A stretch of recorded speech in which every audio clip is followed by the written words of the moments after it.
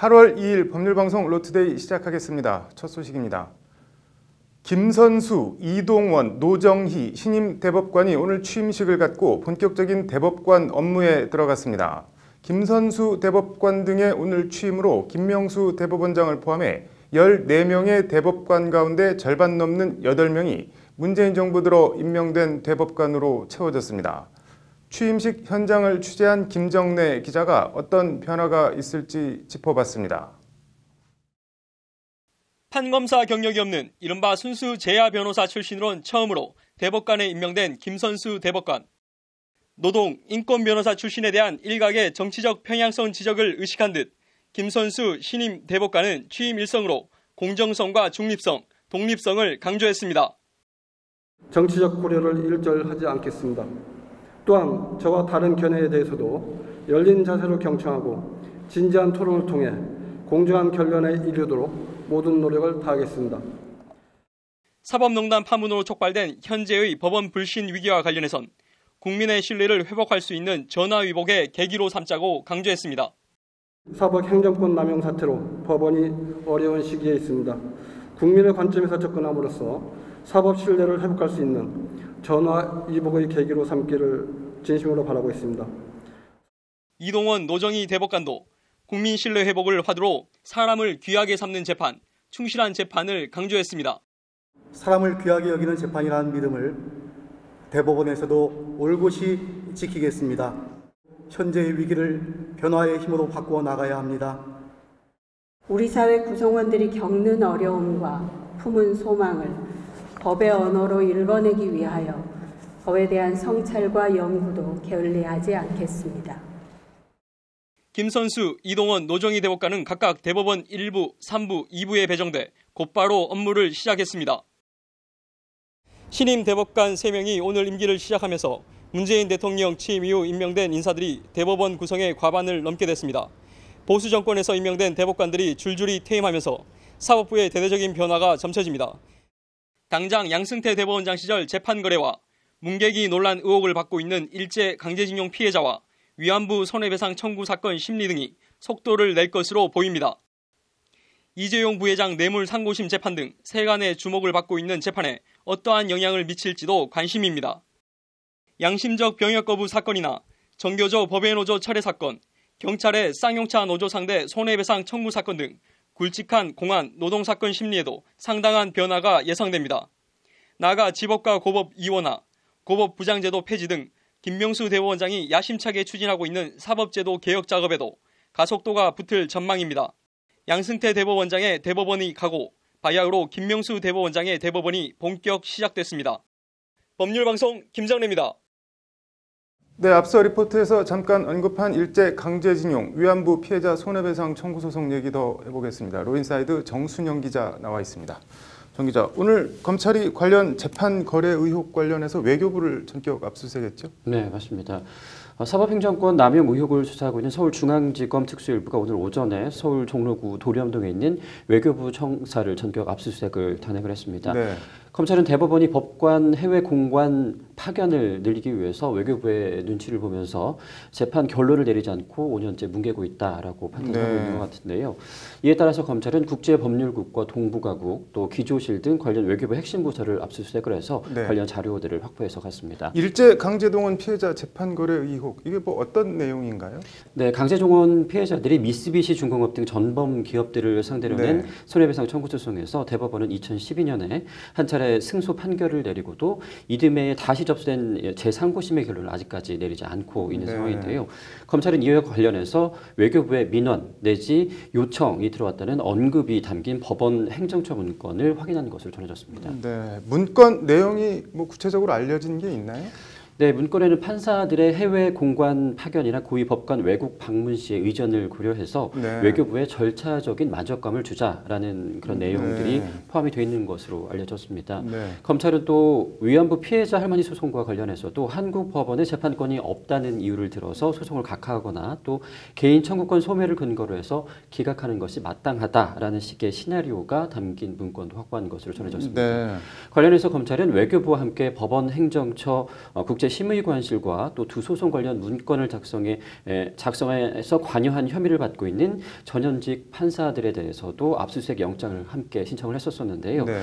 법원은 어제 저녁에 외교부 압수수색 영장만 내주고 법원 관련 영장은 전부 기각한 채 내주지 않았었습니다. 아니 이게 서로 당사자가 있는 사건인데 외교부 건 내주고 법원 압수수색 영장은 다 기각을 했다는 말인가요? 네, 그렇습니다.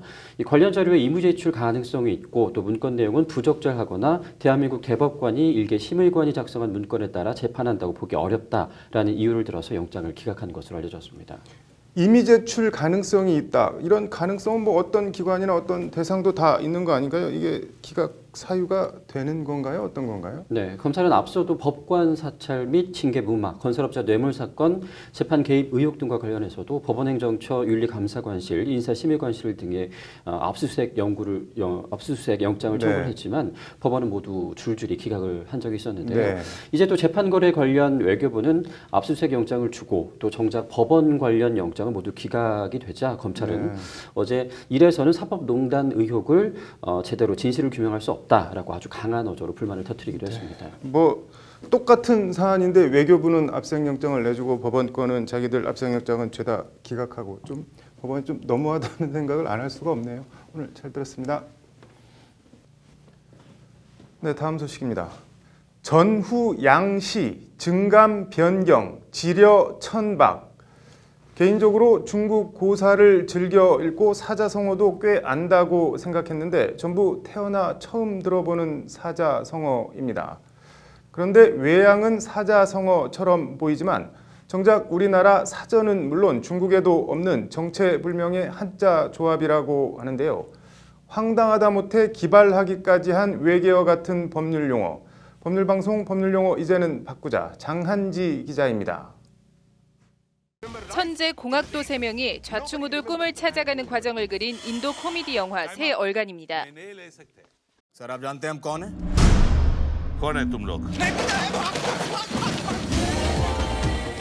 그런데 다른 곳도 아니고 대한민국 법전에 이렇게 얼간이 같다는 말 말고는 달리 표현할 길이 없는 황당한 용어들이 있습니다.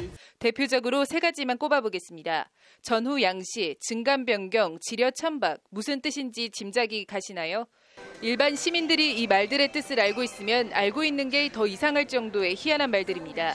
포털 어학사전을 검색해봤습니다. 찾는 결과가 없다는 메시지만 계속됩니다. 취재 결과 일단 우리 국어사전에는 전혀 나오지 않는 말로 확인됐습니다. 일본 법령에 등장하는 그런 한자어 용어들 중에 엄밀한 검증을 거치지 않고 그냥 상당히 좀 마구잡이로 많이 한국 법령에 그런 한자어들이 수용이 된 고사성어, 사자성어의 본고장인 중국에서도 전혀 안 쓰는 말이라고 합니다. 我们在看到这3个单词的时候，看它的字，我们可以理解它的意思。但是在中国的时候，我们没有听过，没有见过，也不会用这样的单词。所以你在对中国人说这3个单词的时候，他们会听不懂。 사정이 이런데도 어떻게 된 일인지 우리 법전에는 이 외계어 같은 단어들이 한둘도 아니고 버젓이 쓰이고 있습니다. 민법 제198조 점유 계속의 추정조항. 전후 양씨의 점유한 사실이 있는 때에는 그 점유는 계속한 것으로 추정한다. 형사소송법 제48조 조서의 작성 방법 조항 제4항. 진술자가 증감 변경의 청구를 한 때에는 그 진술을 조서에 기재해야 한다.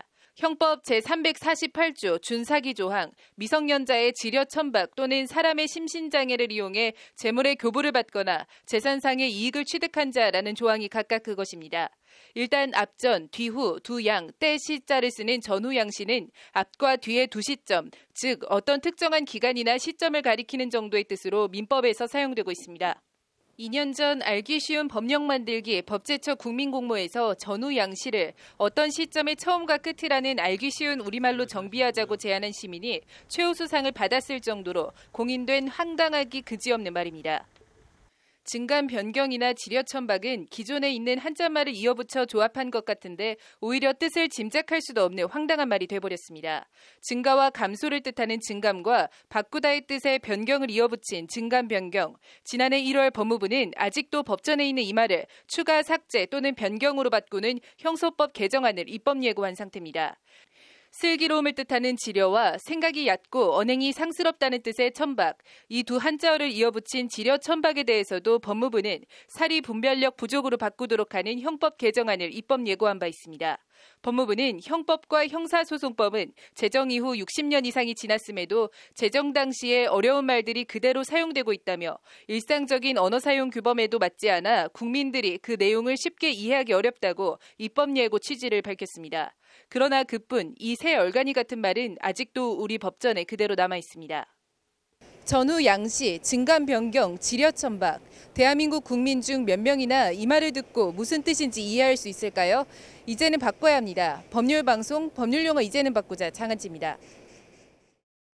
오늘 앵커 브리핑은 안 되면 되게 하라. 사나이 태어나서 한 번 죽지 두 번 죽나. 특전사 얘기 해보겠습니다. 한 중년의 여인이 묘비를 붙잡고 오열하고 있습니다. 지난 2014년 9월 2일 충북 증평의 제13 공수특전여단 예하 부대에서 포로체험 훈련 중 숨진 당시 21살이었던 조용준 하사의 어머니가 아들의 묘비석을 붙잡고 오열하고 있는 겁니다. 누구보다도 튼튼하고 건강했던 이제 겨우 21살 된 생떼 같은 아들의 죽음. 조 하사는 당시 23살이었던 이 하사 등과 함께 손과 발을 포박당하고 얼굴엔 두건이 씌어진 상태에서 독방에 감금돼 포로 체험 훈련을 받았습니다. 적에게 체포된 상황을 가정한 극한의 공포 등을 극복하기 위한 훈련이라고 합니다. 그러나 훈련 과정에 어떤 문제가 있었는지 조 하사 등은 호흡곤란을 호소하며 살려달라고 외쳤지만 교관들은 통상 포로체험 훈련 과정에서 나오는 반응으로 인식했던지 별다른 조치를 취하지 않았고 이후 의식불명 상태로 발견됐습니다. 이 하사와 조 하사는 급하게 인근 병원 응급실로 옮겨졌지만 결국 모두 사망했습니다. 사인은 질식사.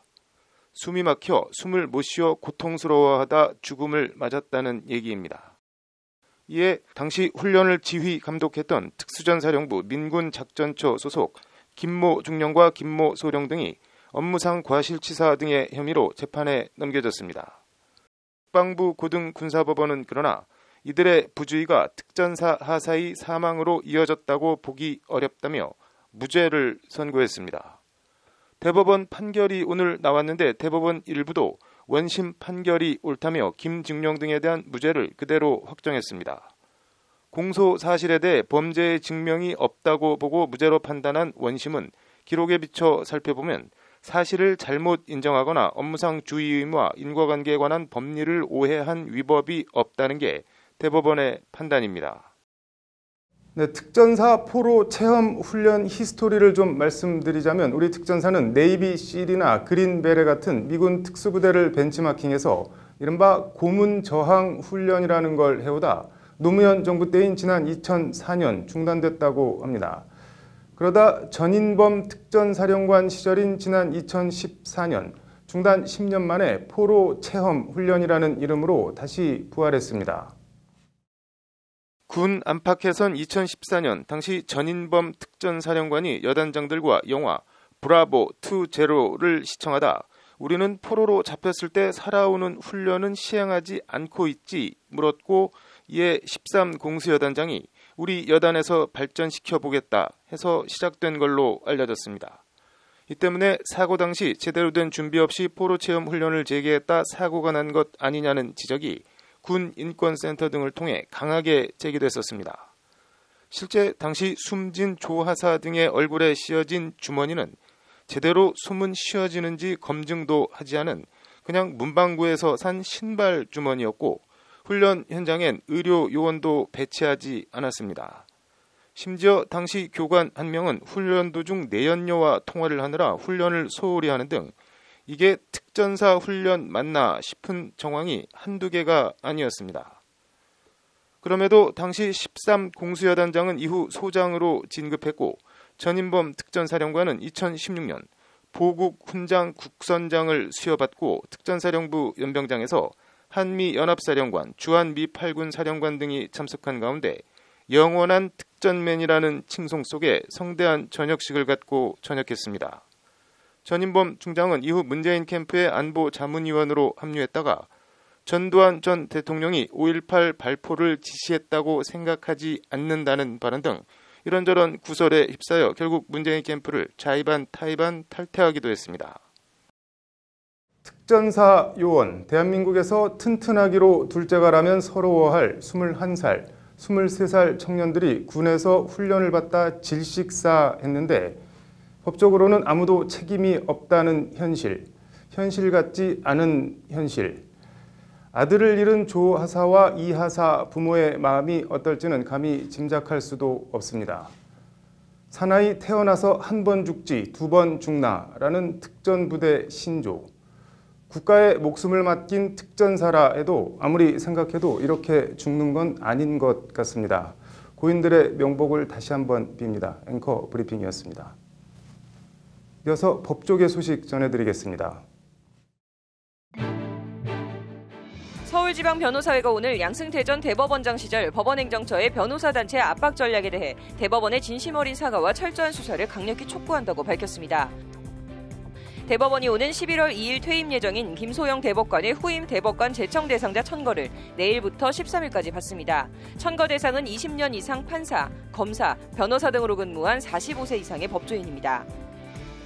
드루킹 댓글 조작 사건 연루 의혹을 받는 김경수 경남지사가 자신과 이름이 같은 김경수 전 대구 고검장을 변호인으로 선임했습니다. 김 전 고검장은 오늘 허익범 특별검사팀에 선임 사실을 알린 것으로 전해졌습니다. 로스쿨 협의회가 오는 29일부터 30일까지 서울 한양대 올림픽체육관에서 2019학년도 로스쿨 공동입학 설명회를 개최합니다. 전국 25개 로스쿨이 모두 참여해 개별 부스를 설치하고 입학 상담을 진행할 예정입니다. 8월 2일 법률방송 로투데이 마치겠습니다. 시청해주셔서 감사합니다.